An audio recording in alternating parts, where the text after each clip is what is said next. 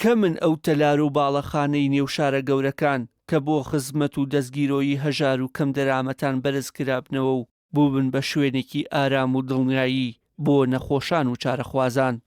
یەکێک لە شاکارە بەرز و جوانەکانی دەستگای بەخشین سەرپێخستنی نەخۆشخانەی بەخشینە لە شاری سلێمانی و کۆمەڵگەکانیەتی لە شار و شارۆچکەکانی هەرێمی کوردستان کە پزیشکان و نەخۆشان بە باشترین و جوانترین شێوە پێشوازی لە چارەخوازان دەکەن و بە نرخێکی گونجاو و بە کوالێتی بەرزی دەرمان و ئامێر خزمەتەکانیان پێشکەش دەکەن.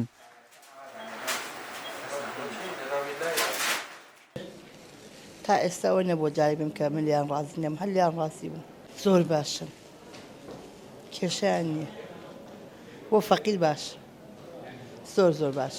ڕێز لە ئیسانە گرن ئەرە وەڵا دکتۆرەکان بە ڕێزن و ڕێز دەگرن لە ئیسان و پەرکەچ ئەو نەخۆشە بە ڕێزەکەی ئەوان تۆزێ بەوەری سەبووری تێت.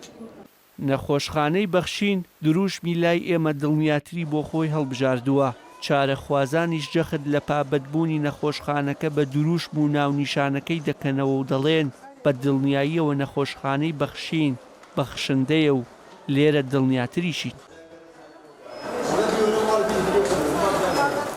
وڵای بەڕێزی دکتۆرەکان هەرزانی لە نرخە زوو بەڕێکردنمەت زۆر زۆریش زۆر فەرقی هەیە فەحسەکان عیلاجەکان کاتی چیتە ژوورە بەلای دکتۆرەکان هەمووی فەرقی هەیە ئەرۆڵا زۆر زۆر یعنی لە کارمەندی دەرگاکەوە هەتا ئاخردانیان زۆر زۆر بەڕێزن.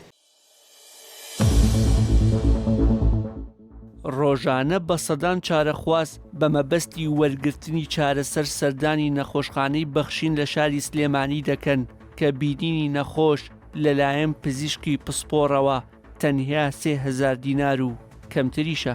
نرخی پشکنینی تاقیگە بەراورد بە نەخۆشخانەکانی دیکە بە ڕێژەی لە 125 بۆ 35 کەمترە. ئەمە سەرڕای ئەوەی تەواوی دەرمانەکان ڕێگەپێدراون و بڕاندی جیهانین. نرخی تیشک و خزمەتگوزاریەکانیش بە ڕێژەی لە 140 بۆ 50 لە نەخۆشخانەکانی دیکە کەمترە. سەرەتا نەخۆشخانەکە کۆمەڵگەیەکی تەندروستی بووە لە ساڵی 2012 و دەستی بە خزمەت کردووە.